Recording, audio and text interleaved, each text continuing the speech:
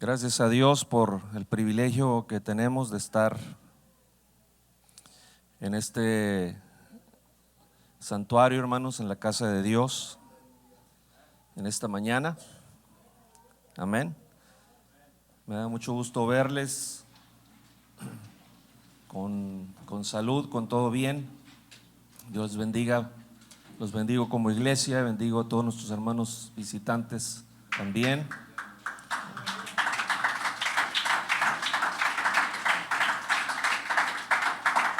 Y les damos el crédito por haber hecho a un lado otras cosas y haberle dado importancia a nuestro Señor Jesucristo. Dios bendiga a todos nuestros hermanos y simpatizantes del Evangelio que nos miran por internet, también por hacer un espacio y estar mirando, escuchando el proceso de este culto a nuestro Señor.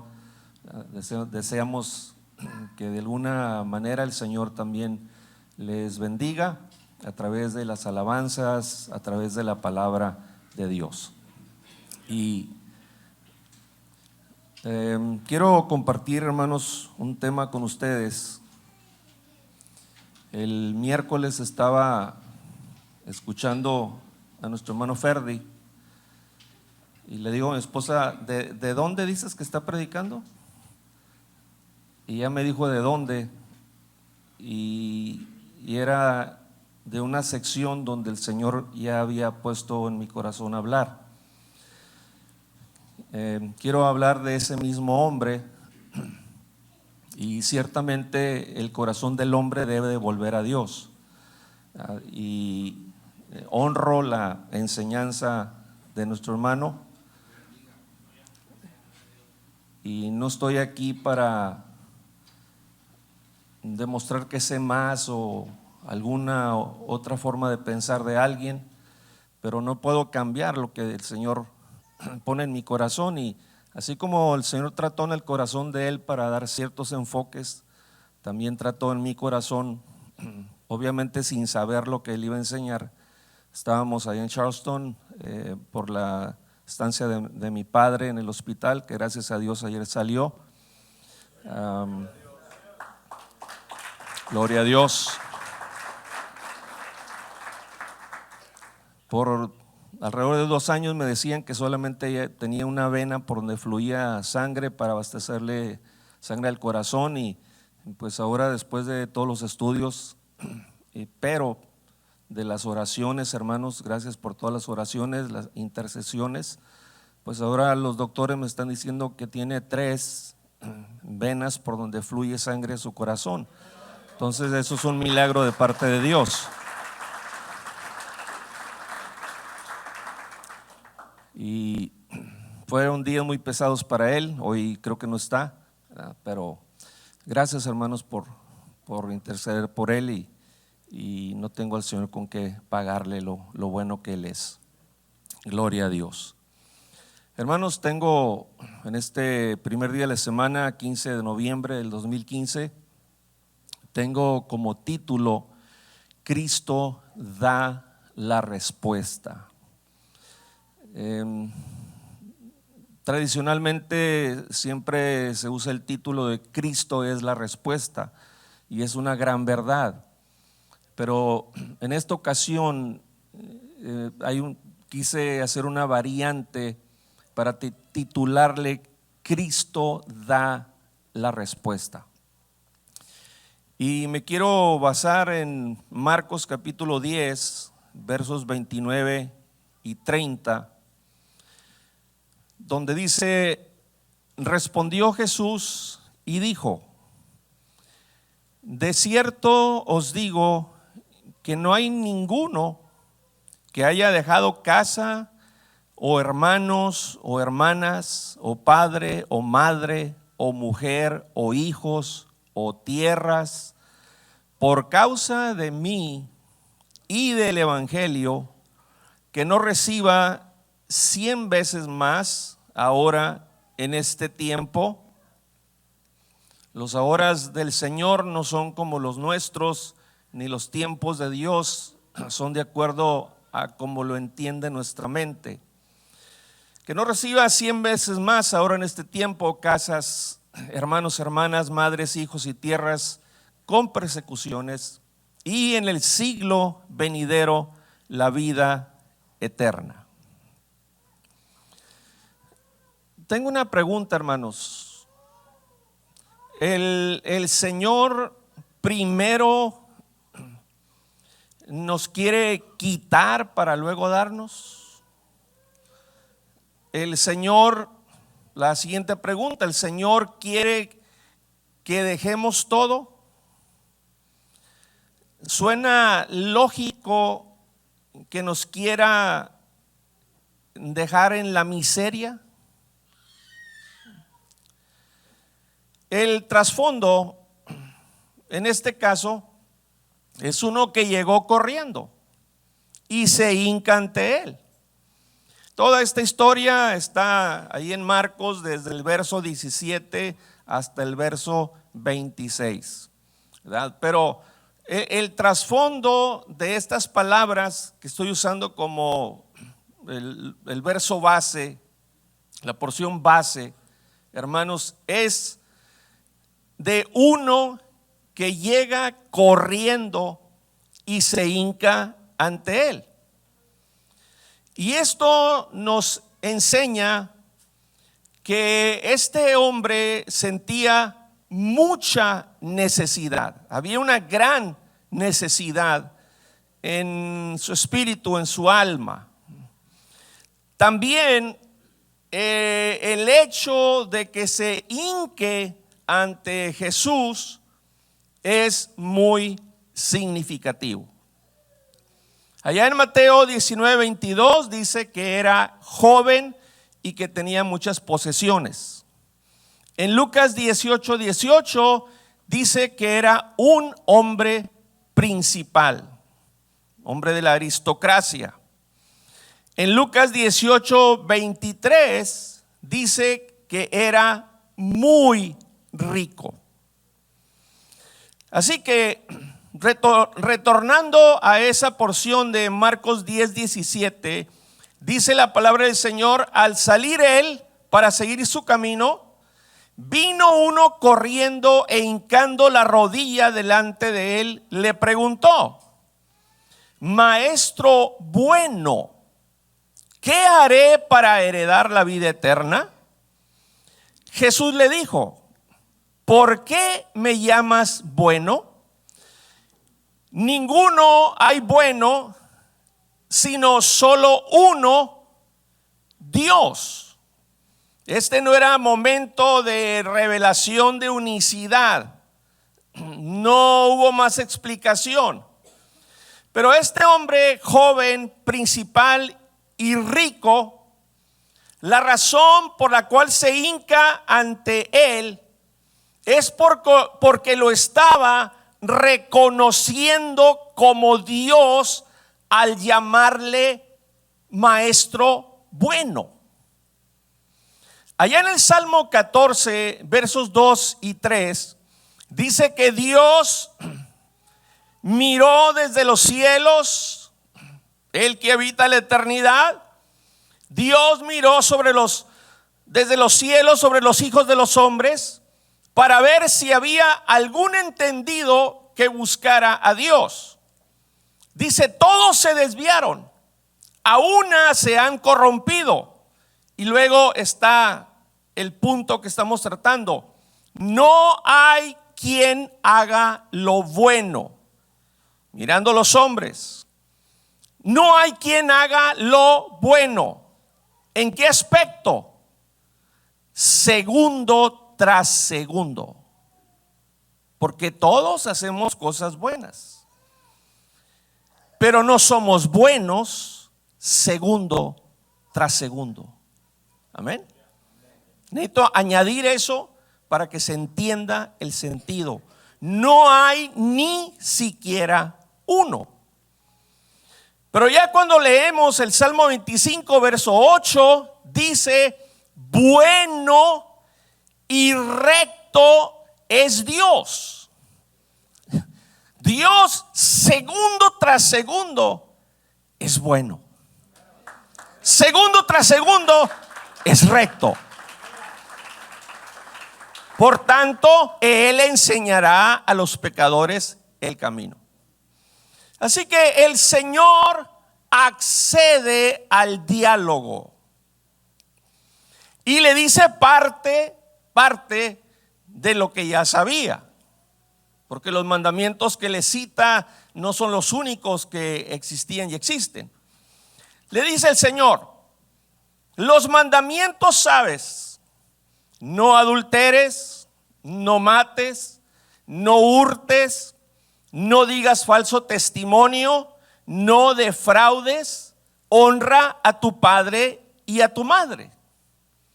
Le está hablando a un hombre joven que conocía perfectamente la ley, porque uno de los trabajos de las madres judías era precisamente enseñarles la palabra del Señor desde la niñez, mañana, mediodía, tarde y noche, hermanos amados. Así que este hombre sabía la escritura de allá de Deuteronomio capítulo 32, versos 46 y 47, donde dice: y les dijo: aplicad vuestro corazón a todas las palabras que yo os testifico hoy, para que las mandéis a vuestros hijos, a fin de que cuiden de cumplir todas las palabras de esta ley, porque no os es cosa vana. Fíjense lo que dice enseguida: es vuestra hal, es vuestra vida. Es vuestra hal, es la palabra hebrea que se usa para vida y tiene implicada una pluralidad. Hermanos, cuando habla de vida, abarca la vida terrena y abarca la vida eterna. Abarca el hecho de revivir a una persona que vivió guardando la palabra de Dios. Aún si hubiere muerto, está la promesa de vida. Dice: y por medio de esta ley haréis prolongar vuestros días sobre la tierra a donde vais pasando el Jordán para tomar posesión de ella. Así que él sabía que cumpliendo los mandamientos tendría vida eterna. Él lo sabía, hermanos. Pero esto nos indica, a mí me enseña, que había, con toda la ley, la Torah que sabía, hermanos, y con todo en lo que él había participado, que tiene que ver con la ley de Moisés, hermanos, había una insatisfacción interna que la vida religiosa que llevaba, llena de ritos, no lo llenaba.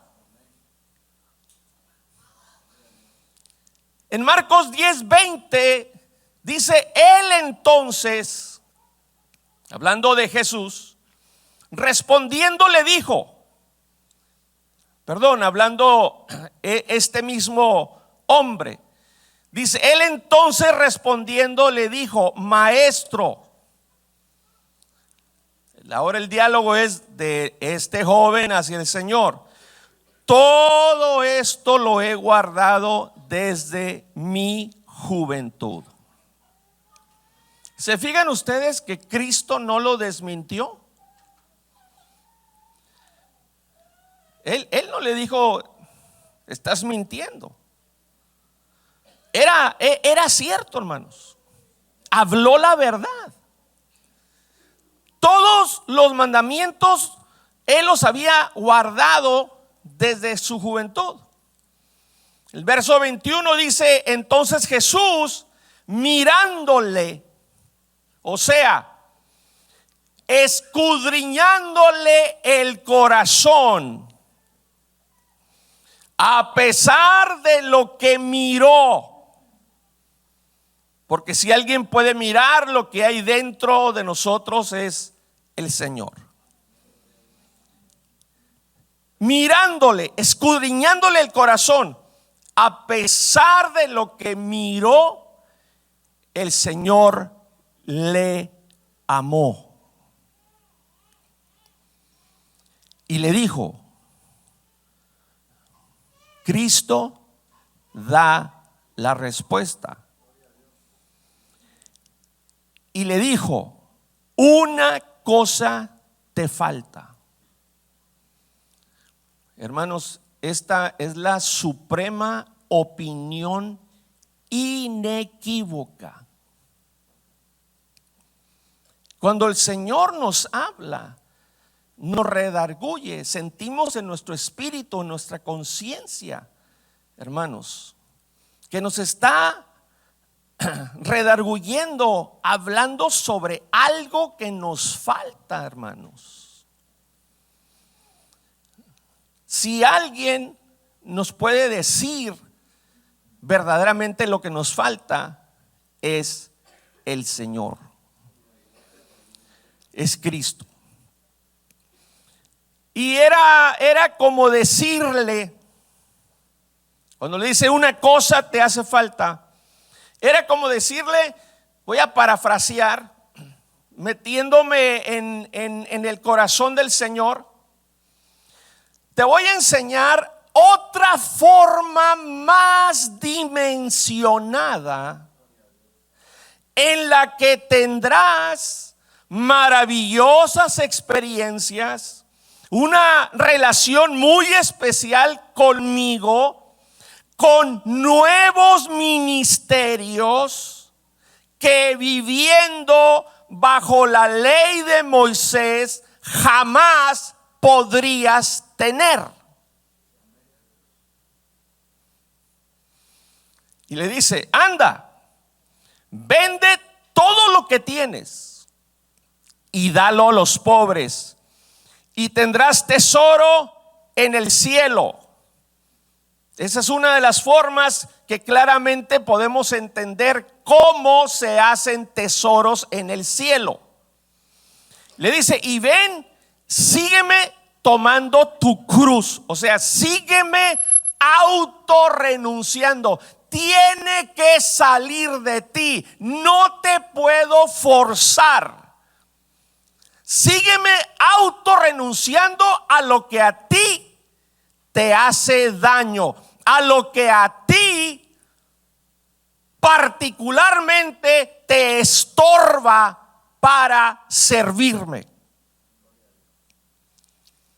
Pero él, dice la palabra, afligido por esta palabra, se fue triste porque tenía muchas posesiones. Déjenme probar este punto, hermanos, porque lo que estoy diciendo es que en el escrutinio del Señor, en este caso particular, Él necesitaba renunciar a todo. Dejen probar este punto.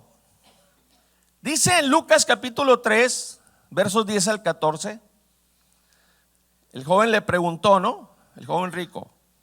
Aquí dice Lucas 3, 10 al 14. Y la gente le preguntaba.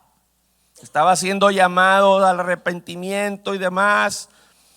La gente le preguntaba diciendo: entonces, ¿qué haremos? Y respondiendo les dijo: el que tiene 2 túnicas, dé al que no tiene. Y el que tiene que comer, haga lo mismo, dele al que no tiene. O sea, el Señor les estaba haciendo un llamado, algo que les hacía falta a los que se estaba dirigiendo, era compasión por el necesitado. Algo que les hacía falta era generosidad de corazón. Luego vinieron también unos publicanos para ser bautizados y le dijeron: maestro, ¿qué haremos? Él les dijo: no exijáis más de lo que está ordenado. O sea, parafraseo, no roben cobrando impuestos de más. Ni a la multitud les dijo, tienen que deshacerse de todo lo que tienen, ni a los publicanos les dijo, les pidió que dejaran todo lo que tenían. Les dice, no exijáis más de lo que está ordenado. No roben cobrando impuestos de más. También le preguntaron unos soldados, diciendo, ¿y nosotros qué haremos? Y les dijo, Cristo da la respuesta. Amén. Y les dijo, no hagáis extorsión a nadie. O sea, no obliguen a nadie a que les den algo a usted que ustedes quieran, sea dinero, sea alguna posición, abusando de su poder de autoridad. A ellos les habló sobre la extorsión. Y luego les dice, ni calumniéis. O sea, no sean falsos testigos para obtener dinero o posiciones. ¿Se acuerdan que a los soldados que habían estado guardando la tumba del Señor, después les dieron dinero para que dijeran que los discípulos se habían robado el cuerpo del Señor? Okay. Así que notemos, a ninguno le dijo que diera todo lo que tenía. Y esto nos enseña, hermanos, que cada uno de nosotros podemos ser un caso diferente ante Dios. Aleluya. Y aún sin que Cristo te lo diga, o yo como pastor te lo diga, tú sabes qué es lo que haces que no deberías de hacer. Tú sabes qué es lo que daña tu relación con Cristo, o qué inclusive te pudiera llevar a ser condenado, a no tener acceso al reino eterno del Señor. Hay ovejas, hermanos, que yo les doy el consejo y hacen todo lo contrario de lo que los aconsejo. No importa cuánto oren, a qué horas oren, o cuánto ayunen, o cuánto lean la Biblia. Número uno, orar, ayunar y leer la Biblia no perdona ni lava el pecado que alguien insiste en estar cometiendo. ¿Se entiende claramente eso? Número dos, la oración, el ayuno y la lectura de la Biblia, mientras una persona lo hace simultáneamente, mientras está haciendo algo que no debe de hacer delante de la presencia de Dios, mientras está pecando, toda esa oración, ayuno y lectura están bajo desobediencia y rebelión. Es por eso que la persona no cambia. Así de sencillo. Porque la oración tiene poder. El ayuno tiene poder. La palabra de Dios es viva y eficaz. Alabado sea el Señor. Ahora, hay otras ovejas que no se les puede decir la verdad, porque tienen activado el espíritu de yo no fui, yo no dije. O el espíritu tiene el espíritu activado de yo estoy bien, cuando no lo están.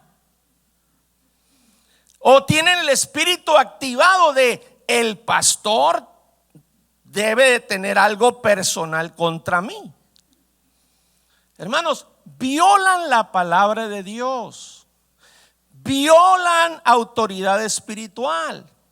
La Biblia enseña claramente sobre autoridad espiritual, pero personas así tienen, ovejas así tienen serios problemas en sujetarse al pastor, cuando nadie puede estar bien con Dios si no respeta al pastor. Ahora, volviendo al hombre joven, principal y rico, allá en Marcos 10:23,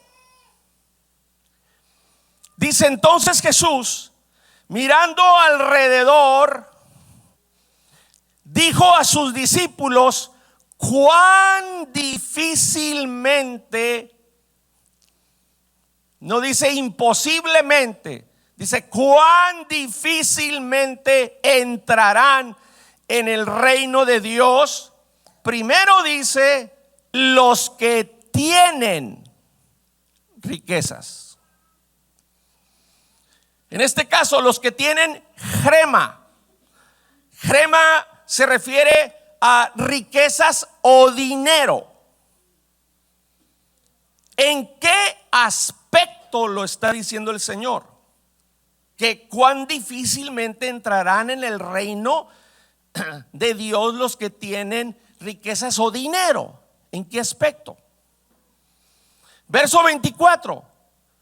Los discípulos se asombraron de sus palabras. ¿Pueden decir se asombraron, por favor? Gracias. Se asombraron. Pero Jesús, respondiendo, volvió a decirles: hijos, cuán difícil les es entrar en el reino de Dios a los que confían en las riquezas. O sea, en este aspecto está hablando el Señor. Los que dependen de las riquezas o el dinero, los que ahí es donde tienen su corazón, en el dinero, donde está tu tesoro, lo más valioso para ti. En otras palabras, ahí va a estar tu corazón, ahí van a estar tus pensamientos, tus ideas, tus planes.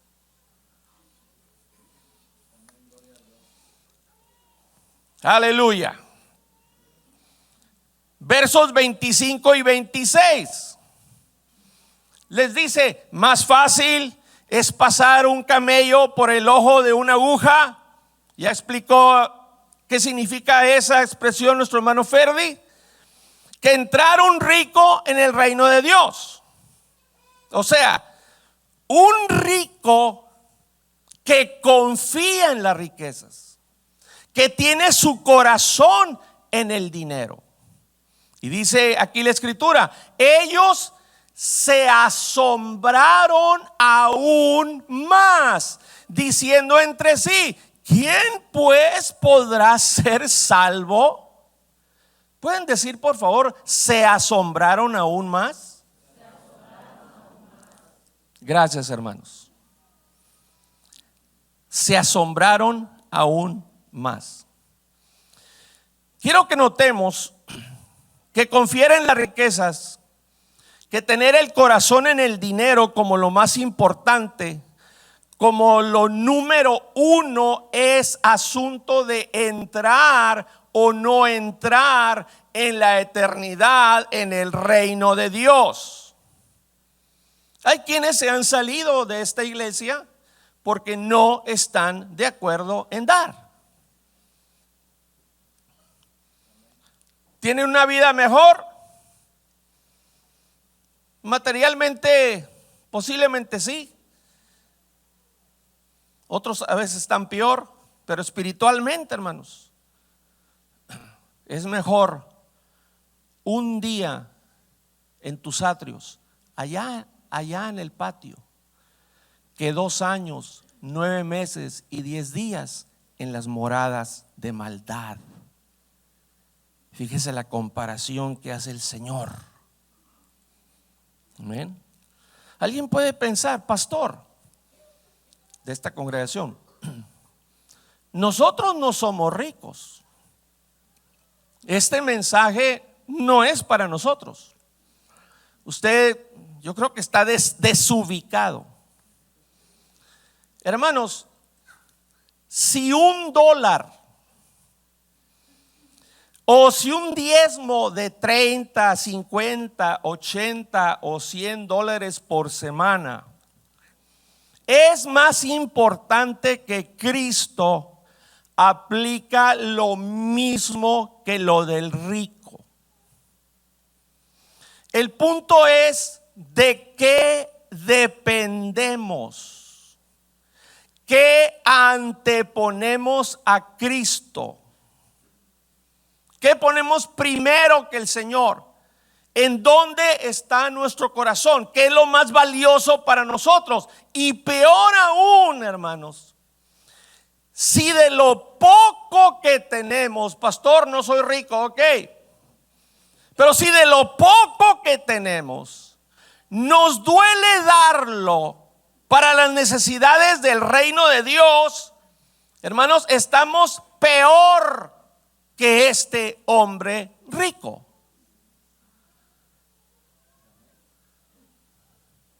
Porque era muy rico, tenía muchas posesiones.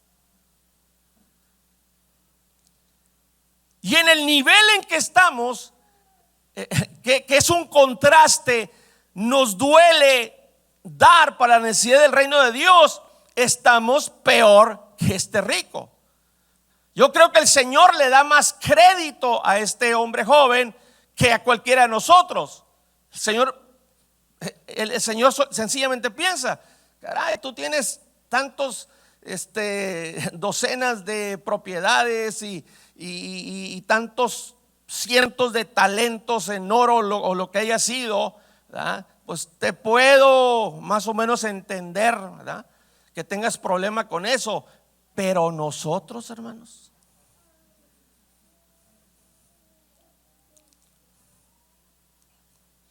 a nosotros no nos pide todo. Los hermanos que vendían sus propiedades salió del corazón de ellos. Entre ellos fue Bernabé. Y todo lo llevaban a los pies de los apóstoles para que se invirtiera en el trabajo del reino de Dios. A nosotros no nos pide todo, solamente ofrendas voluntarias y el 10% de lo que ganamos por semana o quincena. Y hay quienes no se lo quieren dar. Escúchenme como pastor, hermanos. Todo aquel que tiene problemas para diezmar, lo garantizo, tiene muchas cosas en el corazón esa persona. Hay muchas cosas en su vida que no están bien. Se los garantizo.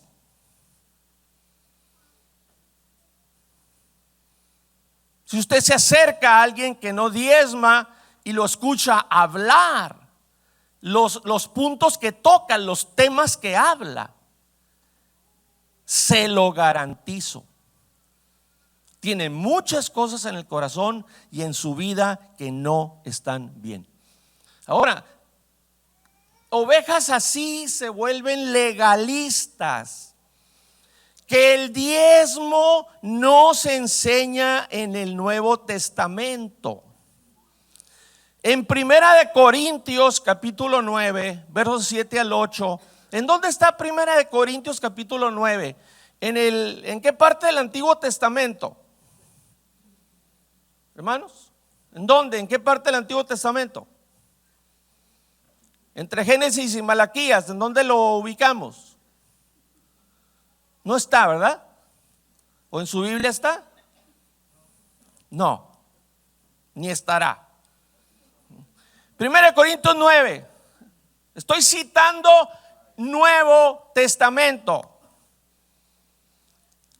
Pablo pregunta: ¿quién fue jamás soldado a sus propias expensas?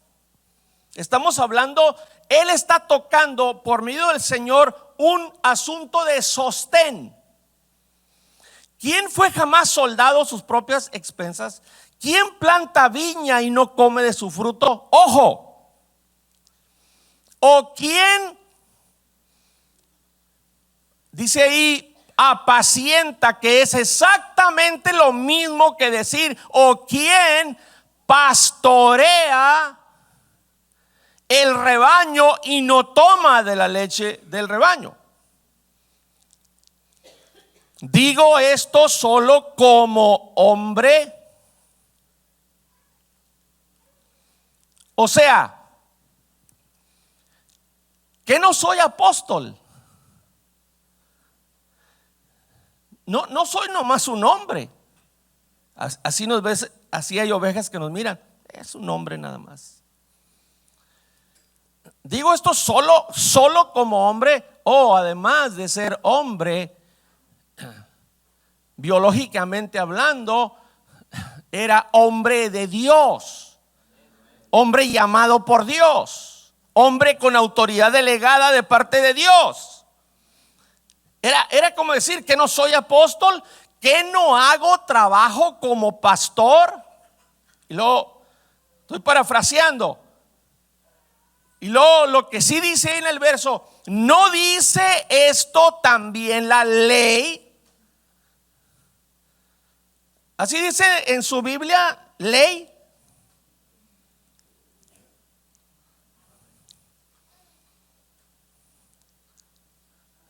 ¿No dice esto también la ley? O sea, ¿no dice esto también la nomos? Nomos es la palabra griega para escribir en español ley, que quiere decir un principio especialmente de la ley de Moisés. Ojo, hermanos, en los versos 9 y 10 dice que lo que está hablando de la ley sobre la forma de sostén para los sacerdotes y la forma de sostén para que un templo operara, dice que lo dice enteramente por ellos. Dice, pues por nosotros escribió. Ponme el verso 10, por favor, mijo. O lo dice enteramente por nosotros, pues por nosotros se escribió. O sea, esas escrituras del Antiguo Testamento sobre el sostén de los que sirven en el altar, dice por rema de Cristo, por revelación del Señor, que lo dice, se dimensiona, hermanos, de parte del Señor, lo dice que lo dice enteramente por ellos, pues por nosotros escribió. O sea, por ellos, como Pablo y el resto de apóstoles, hermanos, con ministerios conforme a la ley de Cristo. Porque Pablo no era sacerdote, no funcionaba en el templo, no era de la tribu de Leví. Amén. Así que esto fue rema de Cristo, esto fue revelación de Cristo. Luego, en 1 Corintios 9:13 les dice: ¿no sabéis que los que trabajan en las cosas sagradas comen del templo, y los que sirven en el altar? ¿Qué es lo que estoy haciendo ahorita? Estoy sirviendo en el altar. Estoy sirviéndoles a ustedes. ¿Del altar participan? Esta declaración, hermanos, es una referencia que Pablo en el Nuevo Testamento, hermanos, en una epístola doctrinal, es una referencia a los derechos de los sacerdotes levitas en Deuteronomio capítulo 18 ¿Ah? Y Deuteronomio capítulo 18 está ligado a Números 18 versos 20 y 21, que dice: y Dios dijo a Aarón: de la tierra de ellos no tendrás heredad, ni entre ellos tendrás parte. Yo soy tu parte y tu heredad en medio de los hijos de Israel. Y he aquí, yo he dado a los hijos de Leví todos los diezmos en Israel por heredad, por su ministerio, por cuanto ellos sirven en el ministerio del tabernáculo de reunión. Es una referencia al medio de sostén de sacerdotes y el templo del Antiguo Testamento, ¿sí o no? Ahora, en 1 Corintios 9:14, Pablo define de forma precisa. Ahí está definido: así también ordenó.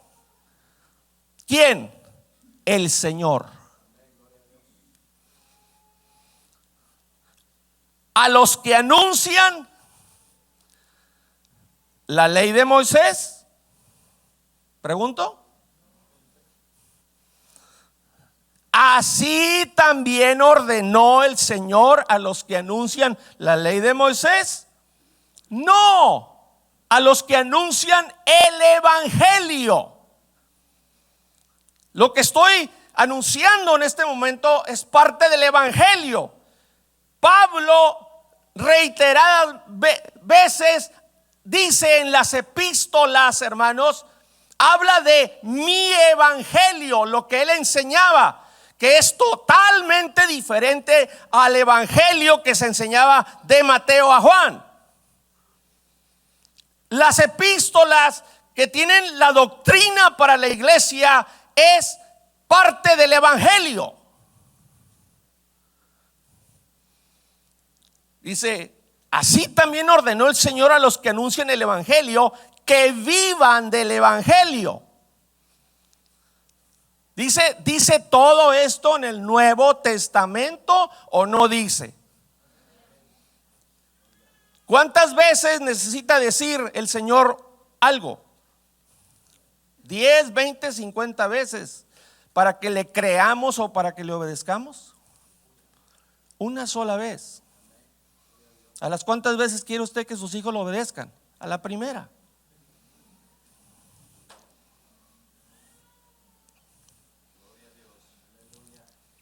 Hermanos, yo quisiera dedicar al salmista de este altar de tiempo completo. Quisiera dedicar al hermano Isaías. Si dejo correr mi mente las cosas, si pudiera estar consagrado. Esa era la idea del Señor, que los sacerdotes estuvieran consagrados exclusivamente para dar lo más excelente hacer por la congregación de Israel y darle lo más excelente, hacer lo más excelente para Dios.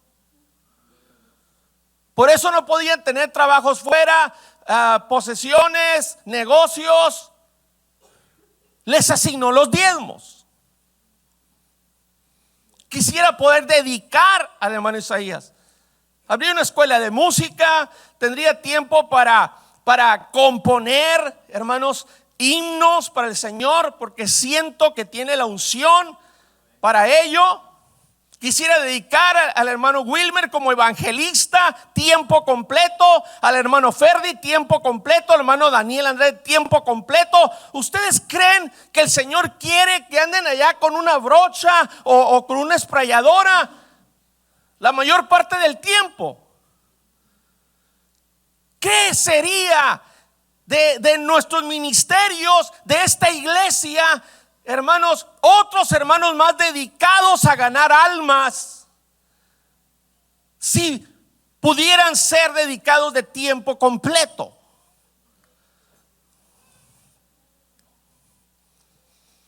Pero no puedo, hermanos. No puedo. ¿Por qué? Porque hay quienes se quedan con todo.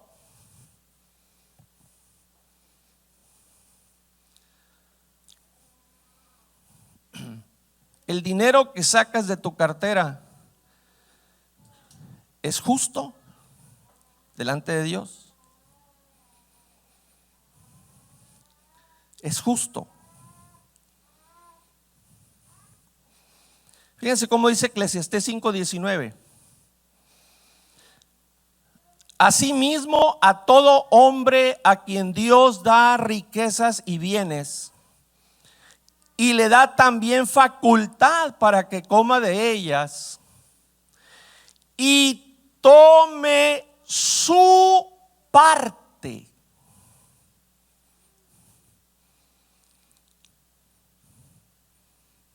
De todo lo que Dios te da, a ti te toca una parte. Pero tú te comes todo el pastel.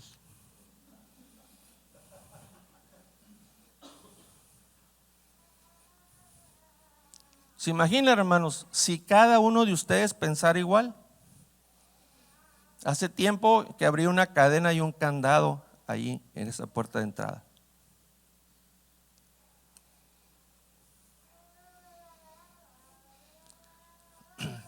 Y le da también facultad para que coma de ellas y tome su parte y goce de su trabajo. Esto es un don de Dios, es un regalo de Dios.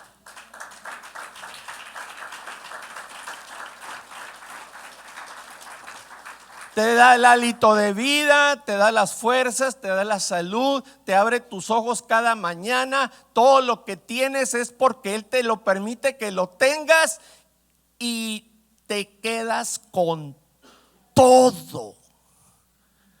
No le quieres dar lo que a Él le pertenece y que Él demanda.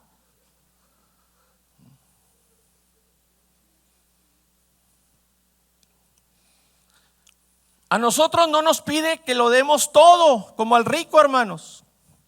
Pero de $10 ni $1 le queremos dar. Cuando Él nos quiere heredar todas las riquezas de este mundo, ya se los he enseñado. Y ya nos quiere empezar a bendecir económicamente, hermanos. A partir de este año y en adelante, el Señor quiere bendecirnos económicamente. Pero Dios en forma audible le ha dicho a nuestro apóstol Amador Valenzuela que Él no va a bendecir a los que son como una caja fuerte. ¿Qué pasa con una caja fuerte? Entre al banco y párese enfrente de la caja fuerte, al banco que sea. Acérquese a una caja y ¿qué es lo que le saca? Nada. Está hermética, electrónicamente cerrada. Ni el aire sale por ahí.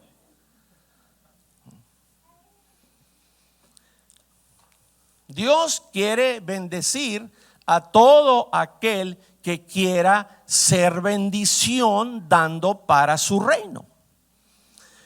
Dios no quiere tenernos en la miseria, y menos quiere que vivamos una vida miserable. Hasta hay dichos, ¿no?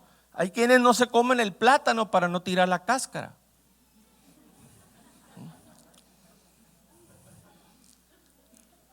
Una vez Isaías mencionó un chiste que, mira esto, un penny, ¿te agacharías por ese penny? No, yo por un penny no me voy a andar agachando.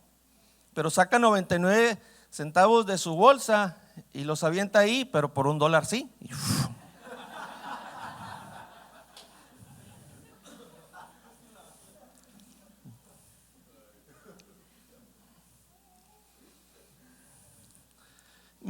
menos quiere que vivamos una vida miserable, hermanos. Y mucho menos quiere que tengamos a su iglesia en una economía de miseria. La miseria limita. Eso no es de Dios. Esa es una infiltración de parte de Satanás para tener una iglesia estancada o que sigue adelante a duras penas. Ahora, volviendo a los discípulos, ¿por qué primero se asombraron? ¿Se acuerdan cuando les dijo que era muy difícil que un rico entrara en el reino de Dios? ¿Por qué primero se asombraron y después se asombraron más?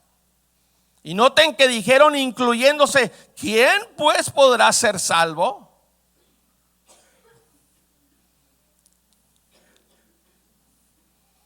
¿Alguien piensa que el Señor hizo llamado a pura pobre gente miserable?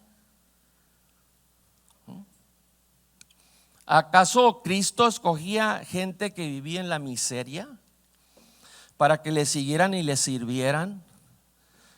Una de las cosas que noto es que nunca llamó a un ministerio a un perezoso, a una perezosa. Siempre llamó a alguien que estaba haciendo algo, que estaba ocupada en algo. Analicemos a Simón y Andrés, su hermano. Allá en Marcos capítulo 1, versos 16 al 18. Dice, andando junto al mar de Galilea, vio a Simón, que viene siendo Pedro, y a Andrés su hermano, que echaban. No era una tarrayita que un solo hombre sin ningún problema puede aventar. Dice que echaban la red,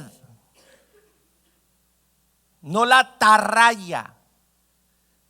Echaban la red en el mar porque eran pescadores. Se necesitaban 2 personas para poder maniobrar y lanzar, echar una red de tal magnitud al mar. Y les dijo Jesús, venid en pos de mí y haré que seáis pescadores de hombres. Y dejando luego, ahora pluraliza, sus redes. Se necesitaban 2 para una. Y luego, ahora es en plural, dejaron luego sus redes. En ese entonces, hermanos, no cualquiera podía tener redes. Cuando les dicen lo voy a hacer pescadores de hombres, es para ganarse 2, 3 pescaditos.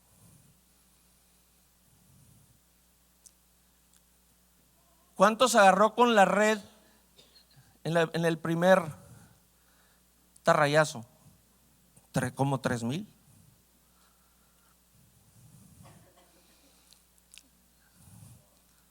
Así que en proporción a como ellos pescaban, era como ellos ahora iban a pescar almas. No traían un anzuelito, hay una cuerdita, a ver qué pescadito sacaban. ¿Ok? Ahora, Lucas capítulo 5, versos 1 al 3.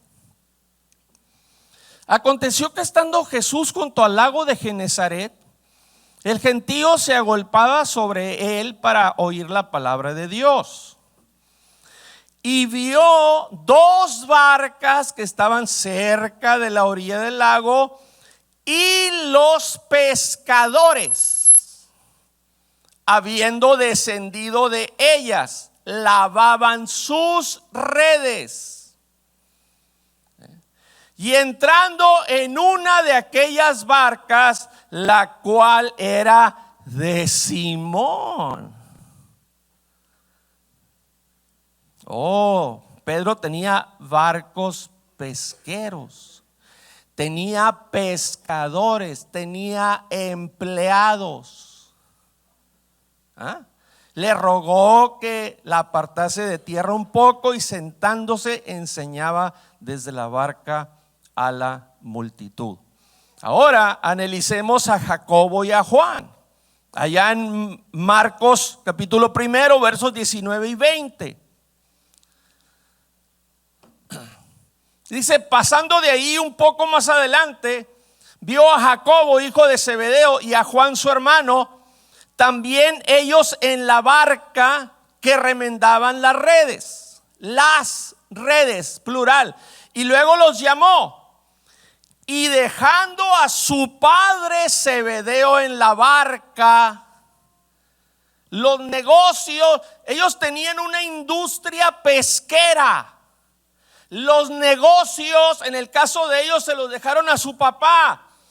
Pedro hizo lo mismo con quien él consideró. Dejando a su padre Zebedeo en la barca, a él lo dejaron encargado con los jornaleros. O sea, tenían empleados, hermanos.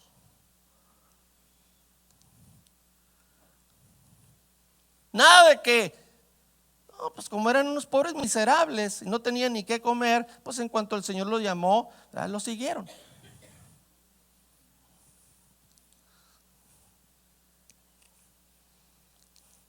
Antepusieron su riqueza, su industria pesquera, antepusieron a eso al Señor, le dieron el primer lugar.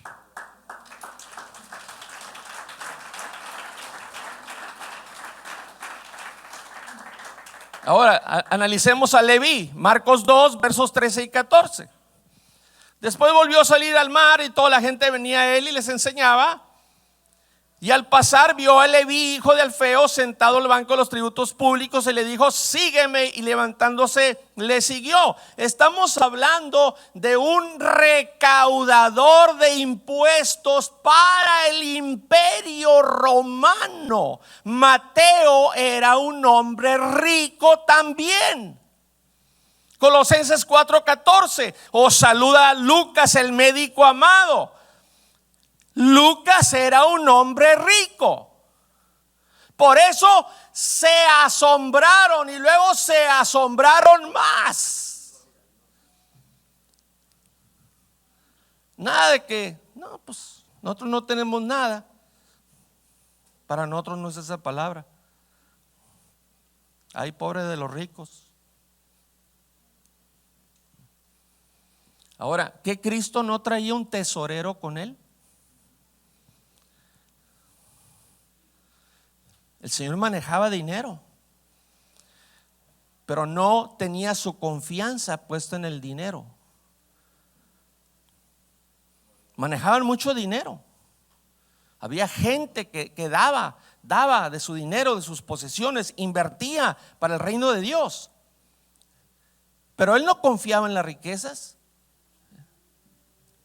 Cuando miró las multitudes, pudo haber mandado a los discípulos a que compraran todo el pan que se hubiera necesitado, pero no, hermanos, él activó su poder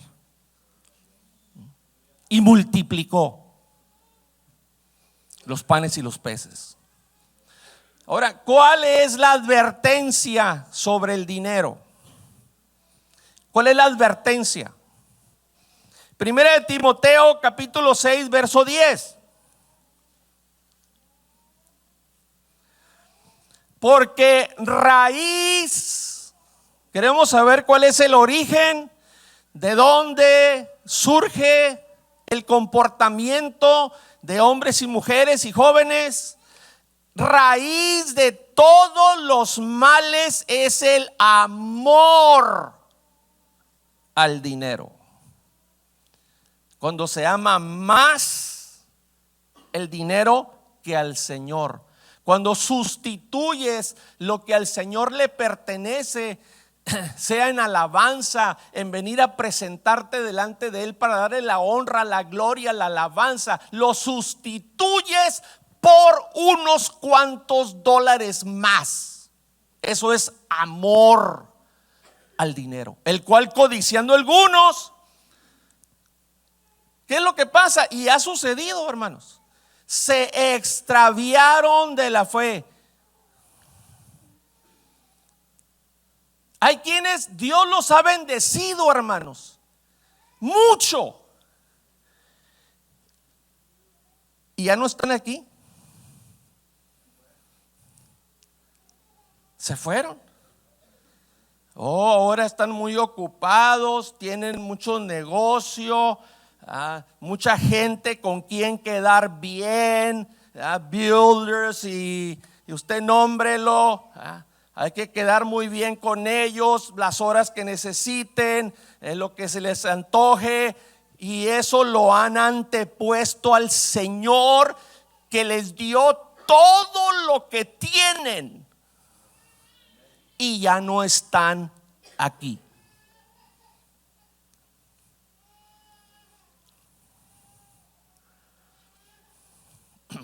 Esta es la advertencia sobre el dinero. Este es el problema, hermano. No, la Biblia no dice raíz de todos los males es el dinero. No, Dios nos quiere bendecir. El problema es el amor al dinero. ¿Ok? ¿Qué mandamientos tenemos del Señor? Colosenses 3, versos 1 y 2. Si pues habéis resucitado con Cristo, buscad las cosas de arriba, donde está el Señor sentado en el lugar de poder, en el lugar de majestad. Poned la mira en las cosas de arriba, no en las de la tierra. O sea, primero, Primera de Juan 2, capítulo 2, versos 15 y 16. No améis al mundo, ni las cosas que están en el mundo. Si alguno ama al mundo, el amor del Padre no está en él. Porque todo lo que hay en el mundo, los deseos de la carne, los deseos de los ojos, hermanos. Cómo hay cosas que nos deslumbran, que quisiéramos tener, ¿verdad? Pero a precio de qué, hermanos. ¿A qué precio?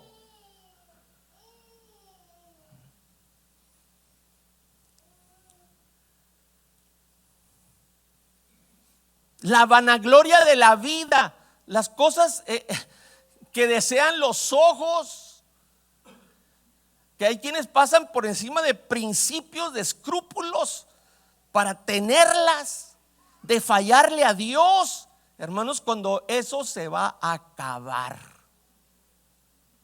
Y eso no proviene de parte del Señor, sino del mundo. Amén. Mateo 6, versos 32 y 33.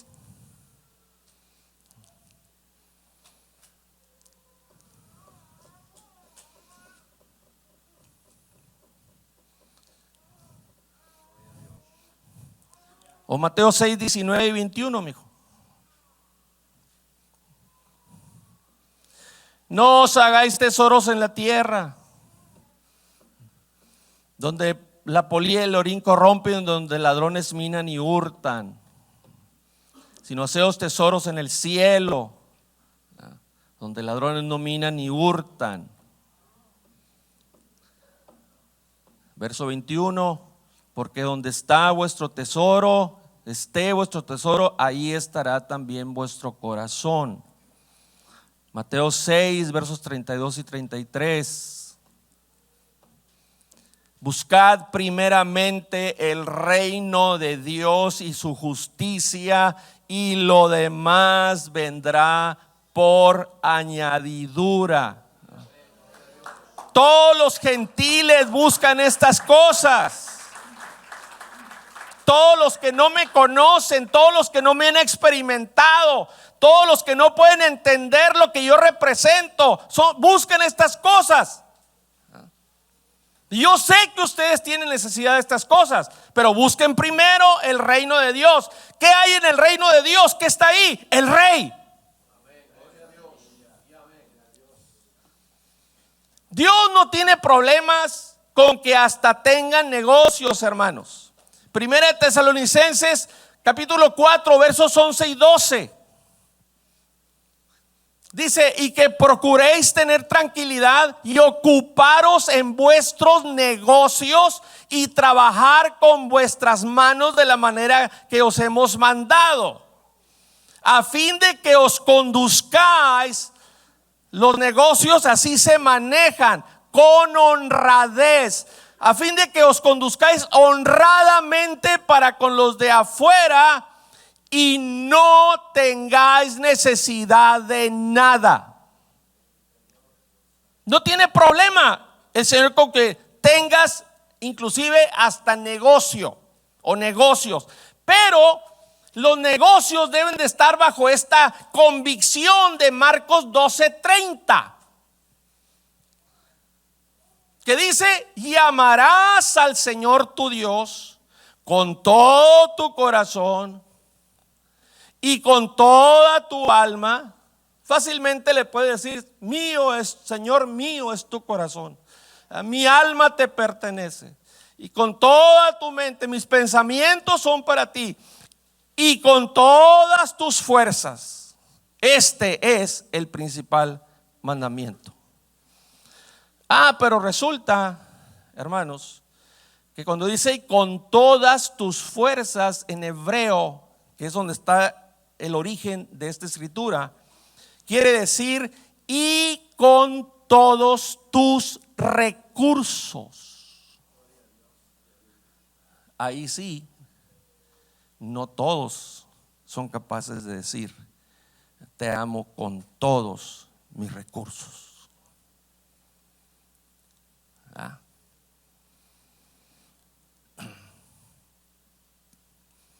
¿Para qué?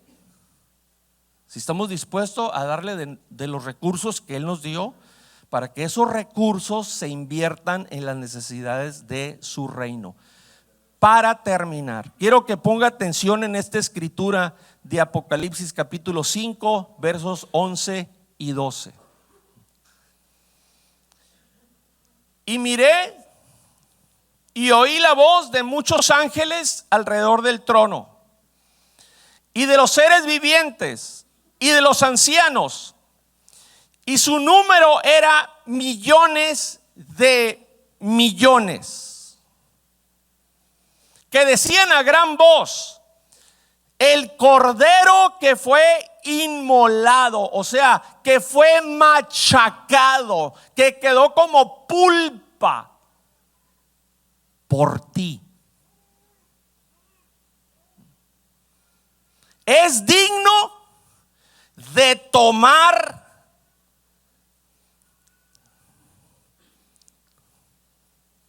¿en dónde está el Señor?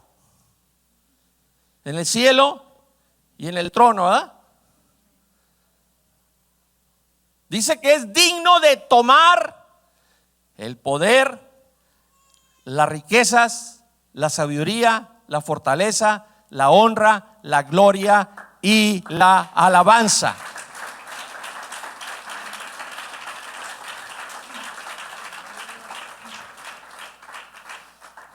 Es digno de tomar las ploutos. Cuando habla ahí de riqueza, se usa la palabra griega ploutos. Es digno de tomar las ploutos. Es digno de tomar el dinero, las posesiones. En el culto, no el pasado, sino el antepasado, a la hora de la ofrenda, hermanos. ¿Hermana Betty no está? Ok.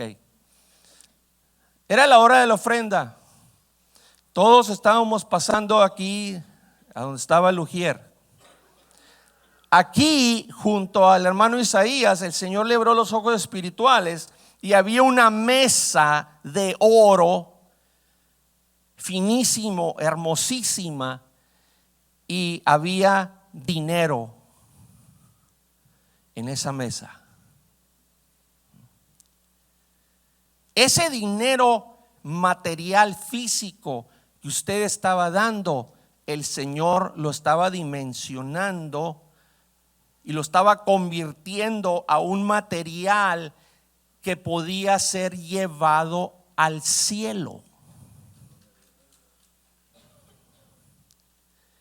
Él es digno de tomar el dinero, las riquezas.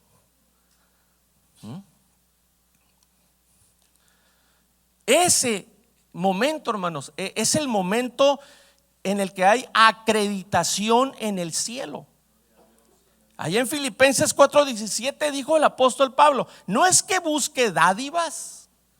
Yo no estoy buscando ser beneficiado en lo personal, sino que busco fruto que abunde en vuestra cuenta. ¿Sabía usted? Yo no sé cuántos tengan una cuenta en algún banco aquí en Blackton o alrededores, pero ¿sabía usted? Hay alguien aquí que no sepa que el Señor le abrió una cuenta ahí en el cielo.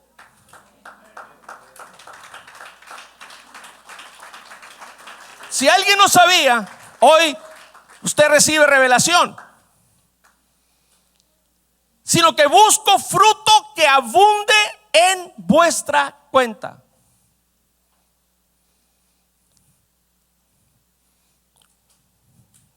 ¿Cuánto has ahorrado allá, mi hermano? ¿Cuánto ha sido depositado por los ángeles, que son quienes se llevan tu ofrenda, tus diezmos, tu prorrenta y lo que tú sientas en tu corazón aportar?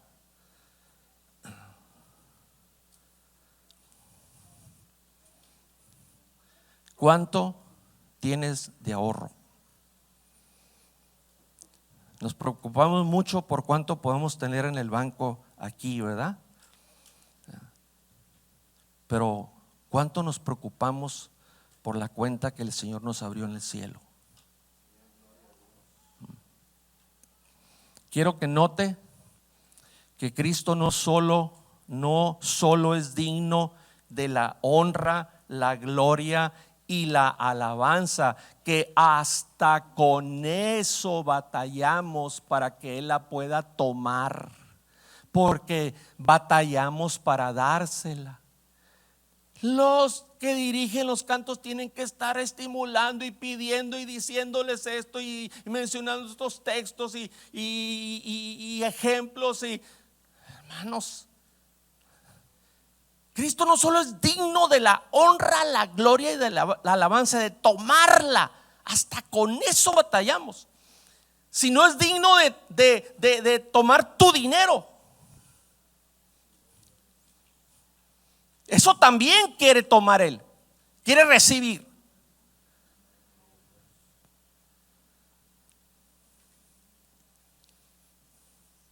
O los ángeles ofrendan y diezman, son los ángeles los que le tienen que dar el ploutos, el dinero. Son los 24 ancianos. No, hermanos. Si yo les pregunto a ustedes, ¿cuál es el peor pecado que podemos cometer contra Cristo? ¿Qué me contestaría? El peor pecado que podríamos cometer contra Cristo. Para no tenerlos batallando en su mente, les voy a dar la respuesta. El peor pecado que podemos cometer contra Cristo es no darle su lugar como Él es digno. Porque la Biblia dice: honra a Dios, al Señor, con tus bienes. Y Él no necesita nada de nosotros. Pero ¿saben qué? El Señor nos prueba. Cristo da la respuesta, hermanos. Amén.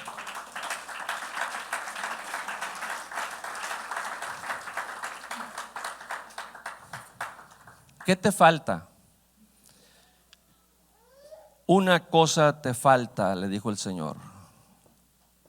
A mí, ¿qué me falta? A ti, ¿qué te falta? ¿Qué no estás haciendo? ¿A qué necesitas autorrenunciar? ¿En dónde está tu corazón?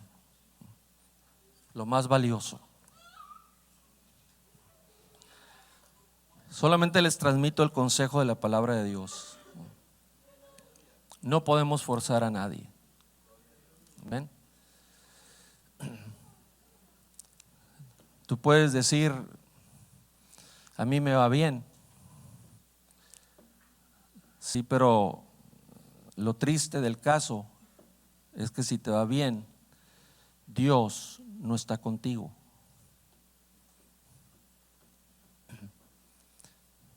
Mundanalmente te está yendo bien, porque haces las cosas conforme al mundo,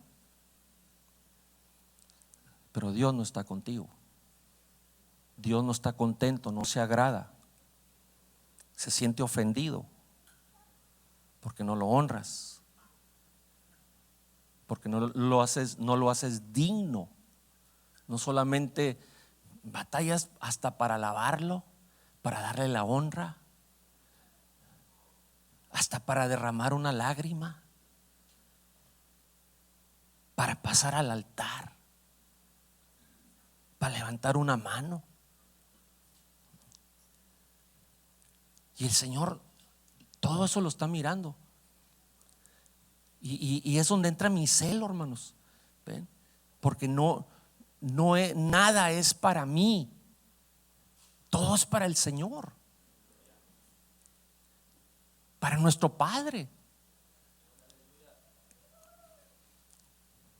Y no ser digno de recibir, cuando no nos está pidiendo todo, nada más nos está pidiendo una porción, una parte, no darle ese lugar, ni siquiera ser digno.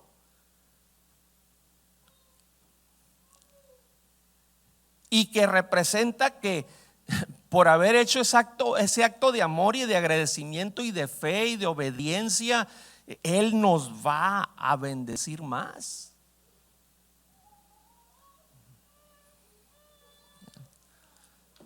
Podemos criticar, juzgar, condenar al hombre rico, hermanos, pero probablemente algunos de nosotros estemos peor que él. Amén. Ministerio de la Alabanza, por favor.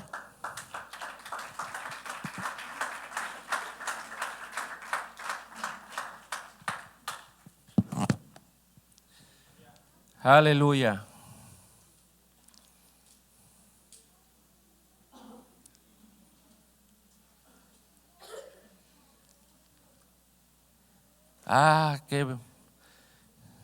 Qué hermoso siente nuestro Padre cuando ve que lo primero que hacemos con el dinero que recibimos es apartar sus diezmos, lo que a Él le pertenece.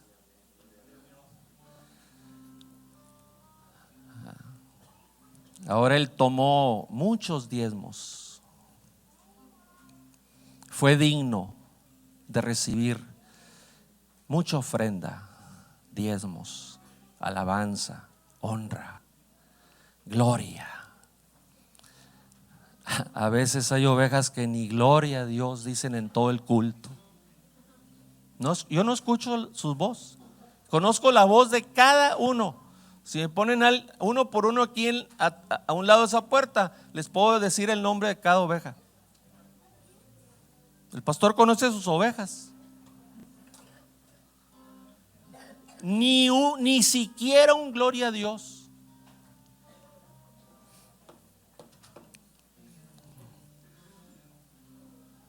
Pero todo puede cambiar. Amén. Gloria al Señor. Amén.